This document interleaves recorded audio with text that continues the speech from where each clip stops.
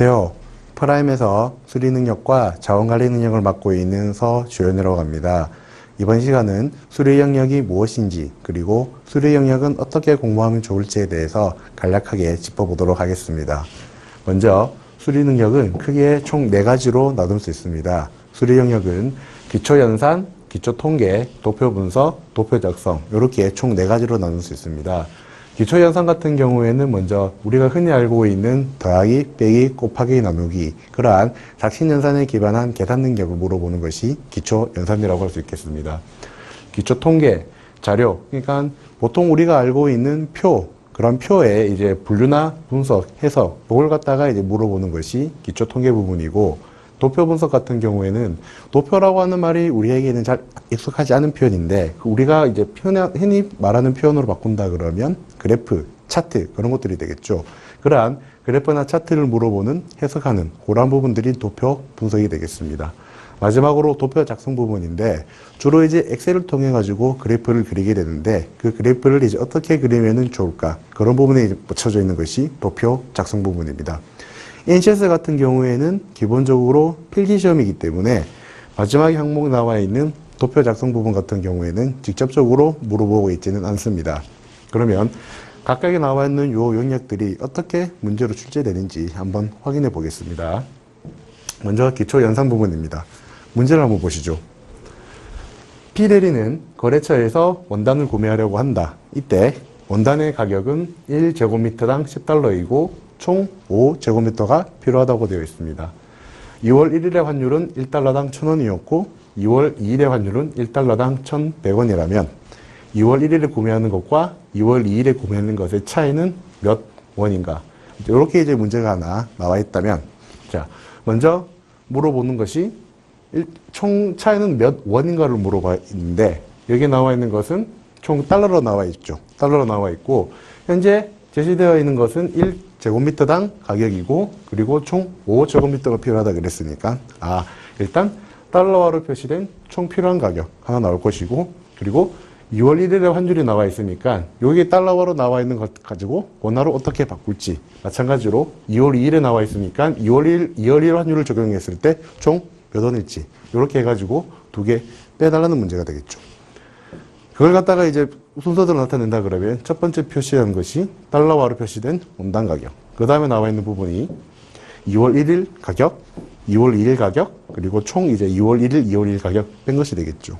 자, 달러로 표시된 이제 원단 가격을 구하기 위해선 일단 단위 가격이 나와 있고 총 그 중에서 5제곱미터가 필요하다 그랬으니까 우리가 곱하기를 통해 가지고서 전체 $50라는 것을 확인할 수 있겠죠. 그 다음 2월 1일 1달러당 원화 가격이 1,000원이라 그랬으니까 50달러를 1달러당 1,000원인데 총 50달러라 그랬으니까 총 필요한 금액은 50달러 곱하기 1,000 해서 5만원 이렇게 도출이 되겠죠.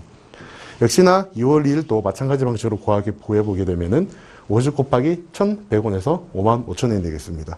궁극적으로 우리가 구해달라고 하는 것은 차이니까 요 2가지 수치를 빼게 되면은 결론적으로 총 5,000원이라 이렇게 답을 내릴 수 있겠죠. 기초 연산 과정을 쭉 풀이해보면은 이렇게 하나씩 우리가 무엇을 도출해야 되는가 그걸 갖다가 확인할 수 있을 것이고 최종적으로 곱하기를 통해 가지고서 마지막으로 빼주는 거구나 이러한 풀이 과정까지 도출해 주는 것이 기초 연산의 가장 핵심 부분이 되겠습니다. 다음 기초 통계 부분을 보겠습니다. 기초 통계 부분 같은 경우에는 주로 이제 이렇게 표로 많이 제시되어 있습니다. 그 표에서 우리가 찾을 수 있는 정보 혹은 잘못 찾은 정보 그걸 갖다가 골라내는 부분이 될 것이고 밑에 요거 가지고서 한번 파악해 보겠습니다. 2016년 고용률은 2016년 이 표 제목이 2016년으로 되어 있으니까 이 전체 자료는 2016년에 대한 자료겠구나 그렇게 파악 가능할 것입니다. 고용률이라 그랬으니까는 이 2 항목 중에서 왼쪽에 있는 요 항목을 이야기하는 것이고 남자가 여자보다 높다 그랬으니까 남자의 고용률, 여자의 고용률 요 2가지 크기 비교해주면 되겠죠. 남자는 81, 여자는 50.9 크기 비교니까 남자가 더 크구나 이렇게 파악이 가능하겠죠. 두 번째 2016년 실업률이라 그랬으니까 실업률 이쪽에 있는 요 수치를 갖다가 비교해 달라는 부분이고 분명히 남자는 3.2, 여자는 6.0이라 되어 있는데 여기는 남자가 여자보다 높다 되어 있으니까 요거는 틀렸구나 우리가 파악이 가능하겠죠. 마지막 2016년 실업자는 여자가 남자보다 많다 이렇게 되어 있는데 지금 현재 여기에 나와 있는 우리 정보는 뭐만 나와 있습니까? 실업률만 나와 있습니다. 실업률만 나와 있기 때문에 실업자는 우리가 크기 비교가 불가능합니다. 가령 예를 들어 남자가 1000명이 있고 여자가 100명이 있다면 남자의 3.2%는 한 32명 정도 됩니까? 근데 여자 100명 중에 6% 같으면 6명이 되겠죠. 즉 남자의 숫자와 여자의 숫자가 전체 숫자가 안 주어져 있는 상황에서 이렇게 실업자 수를 물어본다 그러면 이건 우리가 파악할 수 없다 이렇게 표현 가능하겠죠. 마찬가지로 도표 해석 부분인데 도표 해석도 이와 유사한 부분을 가집니다. 한번 볼게요. 총 한 4가지 정도가 있는데 먼저 표 제목부터 한번 보겠습니다. 이 도표에 1인 가구의 비율 및 소비 규모 이렇게 나와 있고 왼편에는 퍼센트, 오른쪽에는 조 이렇게 나와 있습니다. 왼쪽에는 백분율이라고 우리가 파악할 수 있겠고 오른쪽에는 실제 수치라고 볼 수 있겠죠. 그 다음에 놓고 보니까 노란색 막대 그래프는 소비 규모 그리고 빨간색으로 되어 있는 꺾어선 그래프 같은 경우에는 우리가 비율 이렇게 표현할 수 있겠죠. 비율은 퍼센트이기 때문에 우리가 왼쪽 편에 있는 요 수치대로 읽어야 되겠구나 파악이 가능할 것이고 소비 규모는 실제 수치이기 때문에 이 오른쪽에 나와 있는 이 수치를 가지고 파악해야 되겠구나 그렇게 판단이 되겠죠. 그럼 첫 번째부터 한번 보겠습니다. 1인 가구의 소비 규모는 증가하는 추세이다. 그래프이기 때문에 그래프 크기만 커져 있는지 확인해 보면 되겠죠. 점차적으로 상승하고 있으니까 증가 추세구나 판단 가능할 것입니다. 그런데 두 번째 1인 가구 수는 점차 증가하는 추세이다. 아까와 마찬가지입니다. 지금 여기에 나와 있는 부분은 소비 규모 그리고 비율이죠. 1인 가구 수는 우리가 파악할 수 없기 때문에 아까와 똑같이 이 부분도 우리는 파악이 불가능하다. 이렇게 판단 가능하겠죠.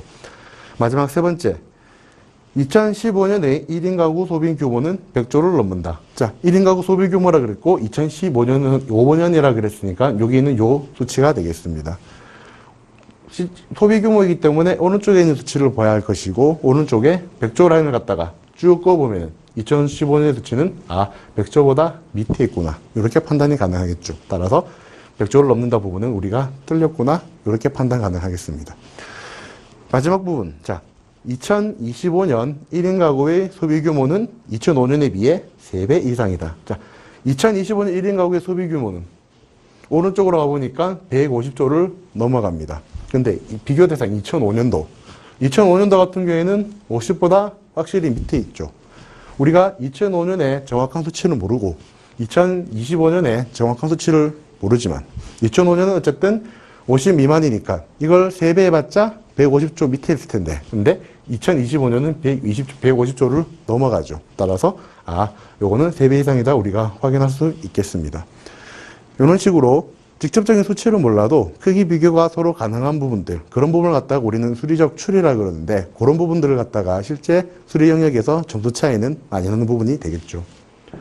수리 영역의 결국에는 기본은 이렇게 떨어집니다. 수리 영역의 기본 수리 능력은 먼저 아까 보셨던 그런 수리적 추론 능력, 수리적 추리 능력에 기반해가지고 요거는 조금 더 크구나, 요거는 조금 작겠구나 그렇게 판단하는 부분이고 그리고 첫 번째 우리가 봤었던 문제 이 정답을 노출하기 위해서 어떻게 문제를 풀어나갈 것인가 그 방법론을 갖다가 이제 선택을 해야 되는 부분이고 마지막으로 도출할 수 없는 정보 가려내기 표에는 자료에는 분명히 비율로 나와 있는데 밑에서 실제 수치를 물어보고 있다더라. 그러면 요거는 도출할 수 없는 정보가 되겠구나. 그렇게 판단하시고 문제를 풀어나가시면 되겠습니다. 이런 부분들을 갖다가 이제 구체적으로 볼 수 있는 부분들이 강의 부분이기 때문에 강의 시간에 또 뵙도록 하겠습니다. 감사합니다.